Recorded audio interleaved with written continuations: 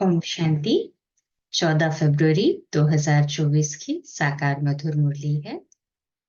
प्यारे मीठे बाप दादा हम बच्चों से कहते हैं, मीठे बच्चे अंतर्मुखी हो, अपने कल्याण का ख्याल करो। घूमने फिरने जाते हो तो एकांत में विचार सागर मंथन करो। अपने से पूछो, हम सदा हर्षित रहते हैं? प्रश्न, रहमदिल बाप के बच्चों को अपने पर कौन सा रहम करना चाहिए? उत्तर, जैसे बाप को रहम पड़ता है कि मेरे बच्चे कांटे से फूल बने। बाप बच्चों को गुलगुल बनाने की कितनी मेहनत करते हैं, तो बच्चों को भी अपने ऊपर तरस आना चाहिए कि हम बाबा को बुलाते हैं, हे पतित पावन आओ, फूल बनाओ। अब वह आए हैं तो तो क्या हम फूल नहीं बनेंगे? रहम पड़े तो देही अभिमानी रहे। बाप जो सुनाते हैं उसको धारण करे। ओम शांति। ये तो बच्चे समझते हैं, ये बाप भी है, टीचर भी है, सदगुरु भी है। तो बाप बच्चों से पूछते हैं कि तुम यहाँ जब आते हो तो इन लक्ष्मी नारायण के और सीढ़ी के चित्र को देखते हो? जब दोनों को देखा जाता है तो एम ऑब्जेक्ट और सारा चक्र बुद्धि में आ जाता है कि हम देवता बनकर फिर ऐसे सीढ़ी उतरते आए हैं। ये ज्ञान तुम बच्चों को ही मिलता है। तुम हो स्टूडेंट, एम ऑब्जेक्ट सामने खड़ा है। कोई भी आए तो उनको समझाओ, ये एम ऑब्जेक्ट है। इस पढ़ाई से ये देवी देवता जाकर बनते हैं, फिर 84 जन्म की सीढ़ी उतरते हैं, फिर रिपीट करना है। बहुत इजी नॉलेज है, फिर भी पढ़ते पढ़ते नापास क्यों हो पड़ते हैं? उस जिस्मानी पढ़ाई से भी ये ईश्वरीय पढ़ाई बिल्कुल सहज है। एम ऑब्जेक्ट और 84 जन्मों का चक्र बिल्कुल सामने खड़ा है। ये दोनों चित्र विजिटिंग रूम में भी होने चाहिए। सर्विस करने के लिए सर्विस का हथियार भी चाहिए। बाबा हमें क्लियर करते हैं कि एम ऑब्जेक्ट अर्थात कि लक्ष्मी नारायण और दूसरा 84 जन्मों का चक्र, ये बिल्कुल सामने विजिटिंग रूम में होने चाहिए। सर्विस करने के लिए हथियार है हमारे। सारा ज्ञान इसमें ही है। ये पुरुषार्थ भी हम अभी करते हैं। सतो प्रधान बनने के लिए बहुत मेहनत करनी है। इसमें अंतर्मुखी हो, विचार सागर मंथन करना है। घूमने फिरने जाते हो तो भी बुद्धि में यही होना चाहिए। ये तो बाबा जानते हैं कि नंबरवार है। कोई अच्छी तरह समझते हैं तो जरूर पुरुषार्थ करते होंगे अपने कल्याण के लिए। हर एक स्टूडेंट समझते हैं ये अच्छा पढ़ते हैं, खुद नहीं पढ़ते हैं तो अपने को ही घाटा डालते हैं। अपने को तो कुछ लायक बनाना चाहिए। तुम भी स्टूडेंट हो, सो भी बेहद बाप के। ये ब्रह्मा भी पढ़ते हैं। ये लक्ष्मी नारायण है मर्तबा, और सीढ़ी है 84 जन्मों के चक्र की। ये पहले नंबर का जन्म, ये लास्ट नंबर का जन्म। तुम देवता बनते हो।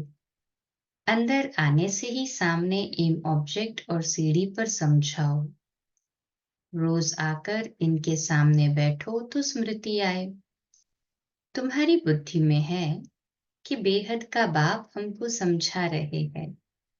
सारे चक्र का ज्ञान तुम्हारी बुद्धि में भरपूर है, तो कितना हर्षित रहना चाहिए।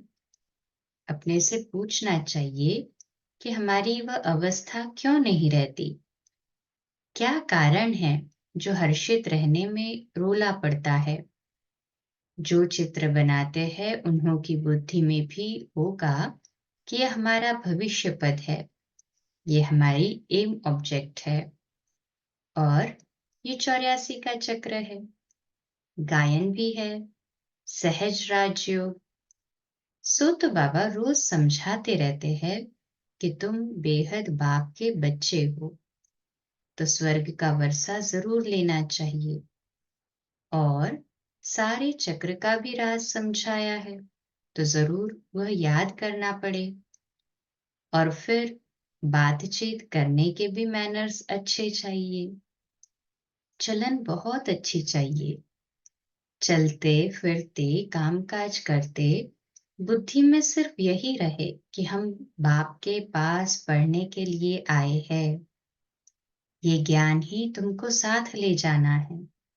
पढ़ाई तो सहज है, परंतु अगर पूरी रीति नहीं पढ़ेंगे तो टीचर को जरूर ये ख्याल रहेगा कि अगर क्लास में बहुत डल बच्चे होंगे तो हमारा नाम बदनाम होगा, इजाफा नहीं मिलेगा, गवर्नमेंट कुछ नहीं देगी। ये भी स्कूल है ना, इसमें इजाफा आदि की बात नहीं। फिर भी पुरुषार्थ तो कराया जाता है ना। चलन को सुधारो, दैवी गुण धारण करो। कैरेक्टर अच्छे चाहिए। बाप तो तुम्हारे कल्याण के लिए आए हैं, परंतु बाप के श्रीमत पर चल नहीं सकते। श्रीमत कहे यहाँ जाओ तो जाएंगे नहीं, कहेंगे यहाँ गर्मी है, यहाँ ठंडी है। बाप को पहचानते नहीं कि कौन हमको कहते हैं, बाबा को भी एक्सक्यूज देते हैं। तो ये साधारण रथ ही बुद्धि में आता है। ब्रह्मा बाबा को साधारण रथ समझ लेते, वह बाप बुद्धि में आता ही नहीं है। स्वयं भगवान कह रहे ये बुद्धि में नहीं होता।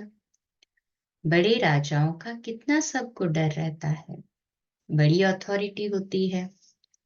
यहाँ तो बाप कहते हैं मैं गरीब निवास हूँ, मुझ रचता और रचना के आदि मध्य अंत को कोई नहीं जानते हैं। कितने ढेर मनुष्य हैं, कैसी कैसी बातें करते हैं, क्या क्या बोलते हैं। भगवान क्या चीज होती है ये भी जानते नहीं। वंडर है ना। बाप कहते हैं मैं साधारण तन में आकर अपना और रचना के आदि मध्य अंत का परिचय देता हूँ। 84 की ये सीढ़ी कितनी क्लियर है। बाप कहते हैं मैंने तुमको ये बनाया था, अब फिर बना रहा हूँ। तुम पारस बुद्धि थे, फिर तुमको पत्थर बुद्धि किसने बनाया। आधा कल्प रावण राज्य में तुम गिरते ही आते हो। अब तुमको तमो प्रधान से सतो प्रधान जरूर बनना है। विवेक भी कहता है बाप है ही सत्य, वह जरूर सत्य ही बताएंगे। ये ब्रह्मा भी पढ़ते हैं, तुम भी पढ़ते हो। यह कहते हैं मैं भी स्टूडेंट हूँ, पढ़ाई पर अटेंशन देता हूँ। एक्यूरेट कर्मातीत अवस्था तो अभी बनी नहीं है। ऐसा कौन होगा जो इतना ऊंच पद पाने के लिए पढ़ाई पर ध्यान नहीं देगा। सब कहेंगे ऐसा पद तो जरूर पाना चाहिए। बाप के हम बच्चे हैं तो जरूर मालिक होने चाहिए। बाकी पढ़ाई में उतराई चढ़ाई तो होती ही है। अब तुमको एकदम ज्ञान का तंत अर्थात सार मिला है। शुरू में तो पुराना ही ज्ञान था, धीरे धीरे तुम समझते ही आए हो। अभी समझते हैं ज्ञान तो सचमुच अभी हमको मिलता है। बाप भी कहते हैं आज मैं तुमको गुह्य गुह्य बातें सुनाता हूँ। फट से तो कोई जीवन मुक्ति पा नहीं सकता, सारा ज्ञान उठा नहीं सकता। पहले ये सीढ़ी का चित्र थोड़ी ही था, अब समझते हैं बरोबर। हम ऐसे चक्र लगाते हैं, हम ही स्वदर्शन चक्रधारी है। बाबा ने हम आत्माओं को सारे चक्र का राज समझा दिया है। बाप कहते हैं तुम्हारा धर्म बहुत सुख देने वाला है। बाप ही आकर तुमको स्वर्ग का मालिक बनाते हैं। औरों के सुख का टाइम भी अभी, हाँ, औरों के सुख का टाइम तो अभी आया है ना, जबकि मौत सामने खड़ा है। ये एरोप्लेन, बिजली आदि पहले नहीं थी। मॉडर्न टेक्नोलॉजी से अर्थात औरों को सुख अभी मिल रहा है। उन्हों के लिए तो अभी जैसे स्वर्ग है, कितने बड़े बड़े महल बनाते हैं। समझते हैं अभी तो हमको बहुत सुख है। लंदन में कितना जल्दी पहुंच जाते हैं, बस यही स्वर्ग समझते हैं। अब उन्हों को जब कोई समझाए कि स्वर्ग तो सतयुग को कहा जाता है, कलयुग को थोड़े ही स्वर्ग कहेंगे। नरक में शरीर छोड़ा तो जरूर पुनर्जन्म भी नरक में ही लेंगे। आगे तुम भी ये बातें नहीं समझते थे, अब समझते हो। रावण राज्य आता है तो हम गिरने लग जाते हैं, सब विकार आ जाते हैं। अभी तुमको सारा ज्ञान मिला है तो चलन आदि भी बहुत रॉयल होनी चाहिए। अभी तुम सत्युग से भी जास्ती वैल्यूएबल हो। बाप जो ज्ञान का सागर है, वह सारा ज्ञान अभी देते हैं। और कोई भी मनुष्य ज्ञान और भक्ति को समझ न सके, मिक्स कर दिया है। समझते हैं शास्त्र पढ़ना ये ज्ञान है और पूजा करना भक्ति है। तो अब बाप गुलगुल बनाने के लिए कितनी मेहनत करते हैं। बच्चों को भी तरस आना चाहिए कि हम बाबा को बुलाते हैं, पतितों को आकर पावन बनाओ, फूल बनाओ। अब बाप आए हैं तो अपने पर भी रहम करना चाहिए। क्या हम ऐसे फूल नहीं बन सकते? अब तक हम बाबा के दिल तख्त पर क्यों नहीं चढ़े हैं? अटेंशन नहीं देते। बाप कितना रहमदिल है। बाप को बुलाते ही है पतित दुनिया में कि आकर पावन बनाओ। तो जैसे बाप को रहम पड़ता है, ऐसे बच्चों को भी रहम पड़ना चाहिए, नहीं तो सद्गुरु के निंदक ठौर न पाए। ये तो किसको स्वप्न में भी नहीं होगा कि सद्गुरु कौन। लोग गुरुओं के लिए समझ लेते हैं कि कहाँ श्राप न दे देवे, अकृपा न हो जाए। बच्चा पैदा हुआ, समझेंगे गुरु की कृपा हुई। यह है अल्पकाल के सुख की बात। बाप कहते हैं बच्चे अपने पर रहम करो, देही अभिमानी बनो तो धारणा भी होगी। सब कुछ आत्मा ही करती है। मैं भी आत्मा को पढ़ाता हूँ। अपने को आत्मा पक्का समझो और बाप को याद करो। बाप को याद ही नहीं करेंगे तो विकर्म विनाश कैसे होंगे?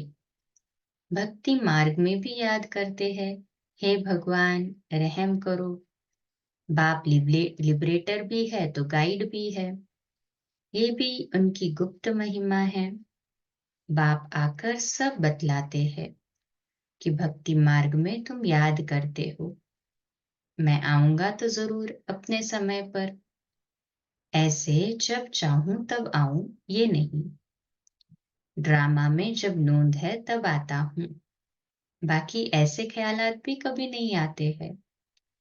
तुमको पढ़ाने वाला वह बाप है। बाबा के हम पास तो कोई वेस्ट थॉट का अंश भी नहीं है ना। तो बाबा तो ड्रामा पर एक्यूरेट है। बाबा कहते हैं ये भी कभी ख्याल नहीं आता कि मैं कब आऊं, ड्रामा में जब नोंद है तब आता हूँ। बाकी ख्याल नहीं। तुमको पढ़ाने वाला वह बाप है, शिव बाबा। ब्रह्मा बाबा भी उनसे पढ़ते, इसलिए बाबा कहते ये भी उनसे पढ़ते हैं। वह तो कभी भी कोई खता अर्थात भूल नहीं करते। शिव बाबा कभी भूल नहीं करते, किसको रंज नहीं करते। बाकी सब नंबरवार टीचर है। वह सच्चा बाप तुमको सत्य ही सिखलाते हैं। सच्चे के बच्चे भी सच्चे, फिर झूठे के बच्चे बनने से आधा कल झूठे बन पड़ते हैं। सच्चे बाप को ही भूल जाते हैं। पहले पहले तो समझाओ कि ये सत्युगी नई दुनिया है, या पुरानी दुनिया है? तो मनुष्य समझे ये प्रश्न बहुत अच्छा पूछते हैं। इस समय सभी में 5 विकार प्रवेश है। वहां 5 विकार होते नहीं। यह है तो बहुत सहज बात समझने की, परंतु जो खुद ही नहीं समझते तो वह प्रदर्शनी में क्या समझाएंगे? सर्विस के बदले डिससर्विस करके आएंगे। बाहर में जाकर सर्विस करना मासी का घर नहीं है। बड़ी समझ चाहिए। बाबा हर एक की चलन से समझ जाते हैं। बाप तो बाप है, फिर तो बाप भी कहेंगे यही ड्रामा में था। कोई भी आता है तो ब्रह्मा कुमारी का समझाना ठीक है। नाम भी ब्रह्मा कुमारी ईश्वरीय विश्वविद्यालय है। नाम बाला भी ब्रह्मा कुमारियों का होना है। इस समय सब 5 विकारों में घिरे हुए हैं। उन्हों को जाकर समझाना कितना मुश्किल होता है। कुछ भी समझते नहीं है, सिर्फ इतना कहेंगे ज्ञान तो अच्छा है। खुद समझते नहीं है, हाँ, सिर्फ इतना मानेंगे कि ज्ञान अच्छा है। विघ्न के पीछे विघ्न पड़ता रहता है। फिर युक्तियां भी रचनी पड़ती है। पुलिस का पहरा रखो, चित्र इंश्योर करा दो। यह यज्ञ है, इसमें विघ्न जरूर पड़ेंगे। सारी पुरानी दुनिया इनमें स्वाहा होनी है, नहीं तो यज्ञ नाम क्यों पड़े? यज्ञ में स्वाहा होना है।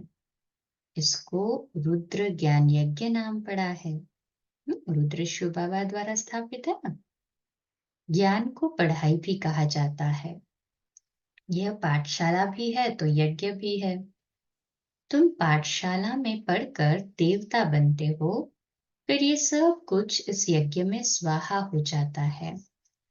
समझा वही सकेंगे जो रोज प्रैक्टिस करते रहेंगे। अगर प्रैक्टिस नहीं होगी तो वह क्या बात कर सकेंगे? दुनिया के मनुष्यों के लिए स्वर्ग अभी है, अल्पकाल के लिए। तुम्हारे लिए स्वर्ग आधा कल्प के लिए होगा। ये भी ड्रामा बना हुआ है। विचार किया जाता है तो बड़ा वंडर लगता है। अब रावण राज्य खत्म हो, राम राज्य स्थापन होता है। इसमें लड़ाई आदि की तो कोई बात ही नहीं। ये सीढ़ी देख लोग बड़ा वंडर खाते हैं। तो बाप ने क्या क्या समझाया है? ये ब्रह्मा भी बाप से ही सीखा है, जो समझाते रहते हैं। बच्चियां भी समझाती है। जो बहुतों का कल्याण करते हैं उन्हों को जरूर जास्ती फल मिलेगा। पढ़े हुए के आगे अनपढ़े जरूर भरी ढोएंगे। बाप रोज रोज समझाते हैं कि अपना कल्याण करो। इन चित्रों को सामने रखने से ही नशा चढ़ जाता है। इसलिए बाबा ने कमरे में ये चित्र रख दिए हैं। एम ऑब्जेक्ट कितनी सहज है। इसमें कैरेक्टर्स बहुत अच्छे चाहिए। दिल साफ तो मुराद हासिल हो सकती है। अच्छा, मीठे मीठे सिकिलदे बच्चों प्रति माता पिता बाप दादा का याद प्यार और गुड मॉर्निंग। रूहानी बाप की रूहानी बच्चों को नमस्ते। हम रूहानी बच्चों की रूहानी माता पिता बाप दादा को याद प्यार, गुड मॉर्निंग और नमस्ते। वाह बाबा वाह, शुक्रिया बाबा शुक्रिया। धारणा के लिए मुख्य सार है पहली पॉइंट, सदा स्मृति में रखना है कि हम बेहद बाप के स्टूडेंट हैं। भगवान हमें पढ़ाते हैं, इसलिए अच्छी तरह पढ़कर बाप का नाम बाला करना है। अपनी चलन बड़ी रॉयल रखनी है। दूसरी पॉइंट, बाप समान रहमदिल बन कांटे से फूल बनना और दूसरों को फूल बनाना है। अंतर्मुखी बन अपने व दूसरों के कल्याण का चिंतन करना है। आज का मीठा वरदान है, हलचल में दिल शिकस्त होने के बजाय बड़ी दिल रखने वाले हिम्मतवान भव। तो आज का सुमन, मैं हिम्मतवान आत्मा हूँ। मैं हिम्मतवान आत्मा हूँ। विश्लेषण, कभी भी कोई शारीरिक बीमारी हो, मन का तूफान हो, धन में या प्रवृत्ति में हलचल हो, सेवा में हलचल हो, उस हलचल में दिल शिकस्त नहीं बनो, बड़ी दिल वाले बनो। जब हिसाब किताब आ गया, दर्द आ गया, तो उसे सोच समझ कर, तो उसे सोच सोच कर दिल शिकस्त बन बढ़ाओ नहीं, हिम्मत वाले बनो। ऐसे नहीं सोचो हाय क्या करूं, हिम्मत नहीं हारो। हिम्मतवान बनो तो बाप की मदद स्वतः मिलेगी। स्लोगन: किसी की कमजोरी को देखने की आंखें बंद कर मन को अंतर्मुखी बनाओ। किसी की कमजोरी को देखने की आंखें बंद कर मन को अंतर्मुखी बनाओ। आज का व्यक्त इशारा: जैसे ब्रह्मा बाप ने सामना करने वाले को भी मधुरता और शुभ भावना शुभकामना से सहनशीलता का पाठ पढ़ाया, जो आज सामना करता वही कल क्षमा मांगता। उनके मुख से भी यही बोल निकलते, बाबा तो बाबा है। इसको कहा जाता है सहनशीलता द्वारा फेल को भी पास बनाए, विघ्न को पास करना। तो कदम पर कदम रखना, ब्रह्मा बाप के कदम पर कदम रखना माना फॉलो फादर करना, अर्थात ही बाप समान बनना। बन रहे हैं ना सभी ऐसे ही बाप समान? कहें हाँ जी बाबा। अच्छा, कम बोलो, धीरे बोलो, मीठा बोलो, सत्य बोलो, सोच समझकर बोलो। निमित्त भाव, निर्माण भाव, निर्मल वाणी। आज का नया दिन आप सभी को मुबारक हो, मुबारक हो, मुबारक हो। शुभ दिवस। आज रात्रि क्लास 8:45 बजे, कल सुबह अमृत वेला मेडिटेशन 3:30 से 4:30 और प्रातः मुरली क्लास 4:45 बजे। ओम शांति। शुभ दिवस।